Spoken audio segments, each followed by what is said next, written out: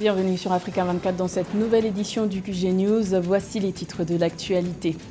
Jour J pour les élections générales en République démocratique du Congo. Quelques 44 millions d'électeurs sont appelés aux urnes ce mercredi. Nous verrons en détail les enjeux de ces 4 grands scrutins. Le flux des envois de fonds de la diaspora vers les pays d'Afrique subsaharienne continue de croître malgré un ralentissement en termes de pourcentage annuel. Alors l'inflation a-t-elle eu raison des transferts de fonds? Élément de réponse dans cette édition. Et retour sur la 75e édition du festival Mpo qui a pris fin le 17 décembre au Cameroun. Pendant 9 jours, les peuples Bassa étaient réunis pour célébrer leur culture et leur patrimoine sur les berges de la Sanaga à Edea. Élection générale en République démocratique du Congo. Quelques 44 millions d'électeurs sont appelés aux urnes ce mercredi 20 décembre pour élire leur président de la République. Le président sortant Félix Tshisekedi brigue un second mandat. Il fait partie des 19 candidats à la magistrature suprême. Les Congolais doivent également élire leurs députés nationaux et provinciaux ainsi que leurs conseillers communaux. C'est au total plus de 100 000 candidats qui sont sur les rangs pour ces 4 scrutins. Depuis 6 heures du matin, les bureaux de vote ouvrent progressivement, mais certaines régions accusent du retard. Pour l'instant, seul un incident majeur a été constaté à Bunia, en Ituri, où des déplacés ont saccagé du matériel électoral pour exprimer leur mécontentement de devoir se rendre dans le territoire de Djougou pour voter alors qu'ils ont été enrôlés à Bunia. Il faut rappeler que 75 400 bureaux de vote sont prévus et que certains d'entre eux ont reçu le matériel électoral très tôt ce matin, seulement quelques heures avant l'ouverture officielle des bureaux de vote. Aucun observateur de la communauté d'Afrique de l'Est n'est présent ce mercredi en République démocratique du Congo pour les élections générales suite à l'annulation de la mission de l'EAC. Signe d'un climat de tension qui fragilise la coopération entre les deux parties, seulement 1 an et demi après l'adhésion de la République démocratique du Congo au bloc communautaire est-africain. Les explications de Nathalie Moho. La communauté d'Afrique de l'Est, l'EAC, a annulé sa mission d'observation pour les élections générales en République démocratique du Congo qui se tiennent ce 20 décembre 2023. Dans un communiqué publié le 18 décembre 2023, le bloc communautaire a révélé avoir essuyé un refus du gouvernement congolais à la demande d'observateurs électoraux sous-régionaux. Encourageant le corps électoral congolais à organiser des élections pacifiques, l'EAC a tout de même indiqué que la décision de la RDC est contraire au traité établissant la communauté de l'Afrique de l'Est. On a comme l'impression que le Congo ne voudrait pas avoir des regards gênants par rapport à un processus électoral dont beaucoup d'observateurs disent que c'est mal parti. La RDC a intégré l'espace communautaire est-africain le 29 mars 2022. Une adhésion qui a permis le déploiement de la force régionale de la communauté d'Afrique de l'Est dans la partie orientale du pays pour lutter contre le groupe rebelle M23 dès août 2022. Des troupes devenues indésirables, le président Félix Tshisekedi ayant exigé leur retrait complet le 8 décembre 2023. Par ailleurs, de nouvelles tensions sont nées de la création de l'Alliance du fleuve Congo, formée de dissidents congolais dont l'ancien président de l'organe électoral Corneille Nangaa et le M23 le 15 décembre 2023 à Nairobi au Kenya. Pendant que le président du Congo espérait que l'EAC allait combattre les M23 à la place de l'armée congolaise ou à côté de l'armée congolaise, l'EAC était venu pour veiller à ce qu'un cessez-le-feu soit respecté ou que le processus de Luanda ou de Nairobi puisse se dérouler sans embâche, ce qui a été très mal perçu à Kinshasa.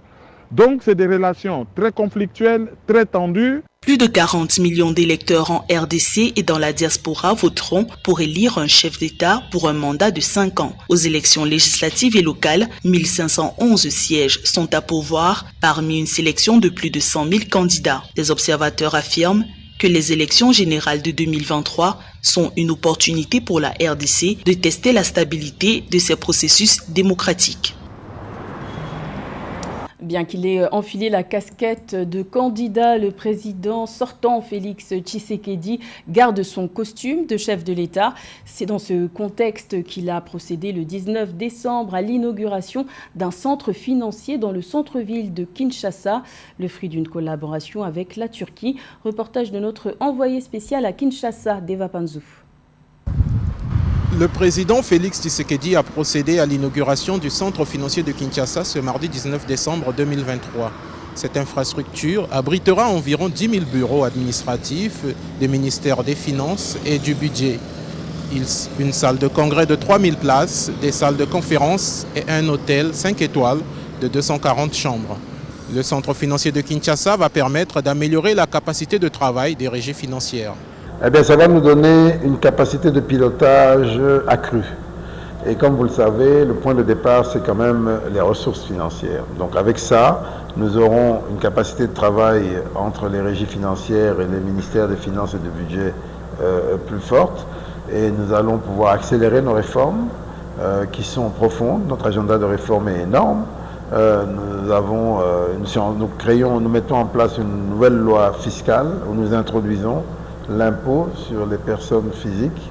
Ce bijou architectural est le fruit de la coopération entre la République démocratique du Congo et la Turquie.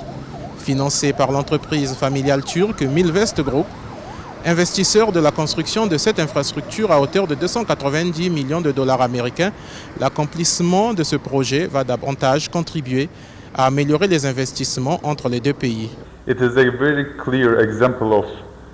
C'est un exemple très clair de partenariat entre la Turquie et le Congo. Par exemple, pour la construction que nous avons achevée, 3500 Congolais et 2500 Turcs ont travaillé ensemble. Je pense donc que le développement des deux pays et les relations commerciales sur le terrain vont s'intensifier massivement dans les années à venir.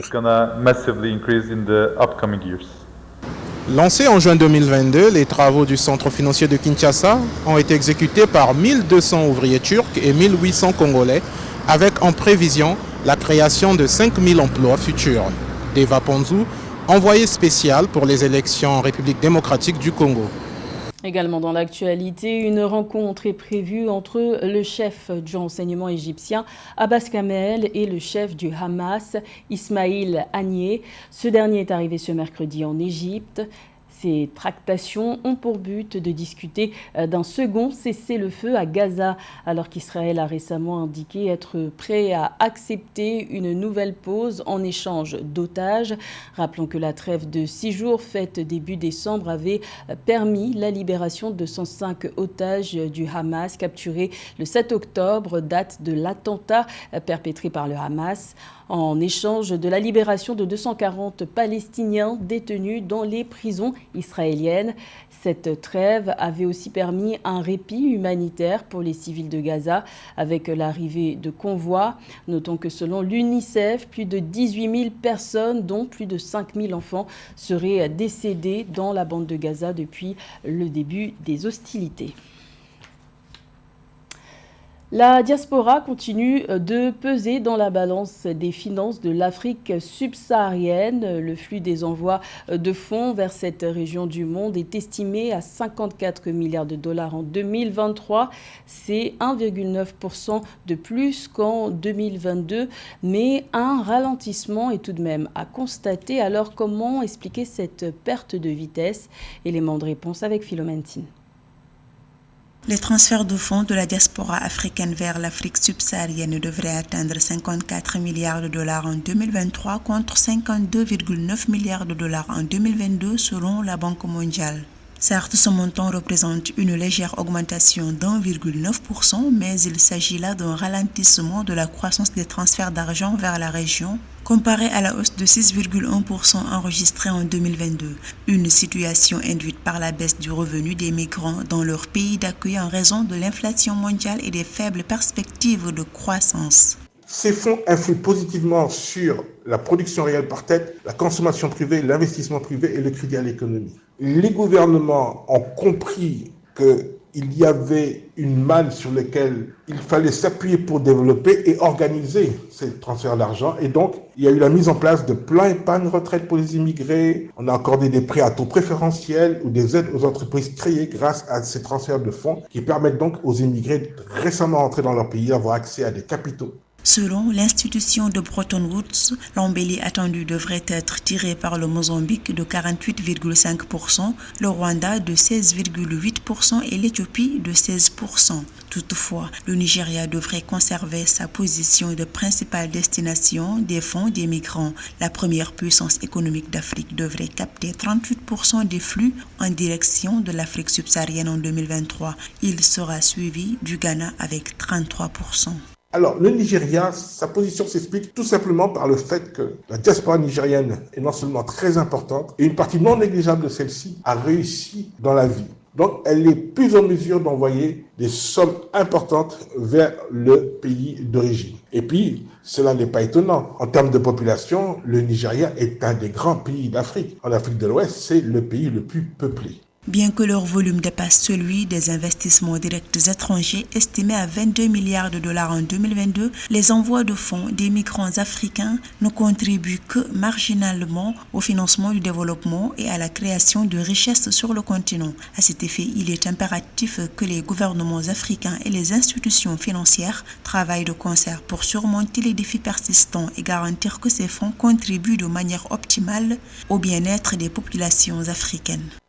Dans le reste de l'actualité, la politique migratoire de la Tunisie est une nouvelle fois au cœur d'une polémique. Un rapport de l'Organisation mondiale contre la torture intitulé « Les routes de la torture » publié le 18 décembre a mis en exergue les violences commises contre les migrants vivant en Tunisie au cours de l'année 2023. La conclusion de ce rapport est sans appel. La Tunisie ne peut plus être considérée comme une destination sûre pour les personnes migrantes en raison des violences que subissent les migrants et de l'impunité des agresseurs.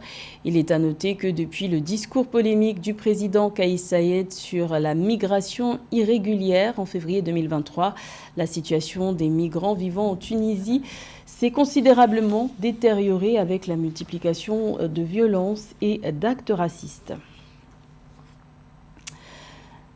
La culture et le patrimoine étaient célébrés à Edea, au Cameroun. La 75e édition du festival Mpo s'est déroulée du 8 au 17 décembre sur les berges de la Sanaga, un grand moment culturel et artistique des peuples bassa. Reportage de Narcisse Oum. Dimanche 17 décembre 2023, la communauté Elompo du Cameroun est venue massivement sur les berges du fleuve Sanaga pour assister et participer à la 75e édition de la fête traditionnelle de l'Assemblée coutumière et traditionnelle des Elompo, sous le thème « Place des actions au développement ». Les temps forts de cette célébration ont été la lutte traditionnelle qui a abouti à la victoire du canton Bakoko de Vori dans la catégorie poids lourd sur celle du canton Yakala Mouanko. Le concours de la Miss Po 2023 a été remporté par Ekom Andrienne du canton Yasuku. L'autre rituel du jour, la course des pirogues, a quant à elle été remportée par l'équipe des pirogues de l'île de Ding et Yong, suivie de celle de Mevia Dizangue. Un sentiment de joie, d'amour et de plaisir en fait. Je suis très content. Parce que c'est un événement que j'ai attendu pendant beaucoup de temps. Je me suis préparé pour ça en fait. Du coup, je suis très content de savoir que mon travail a payé.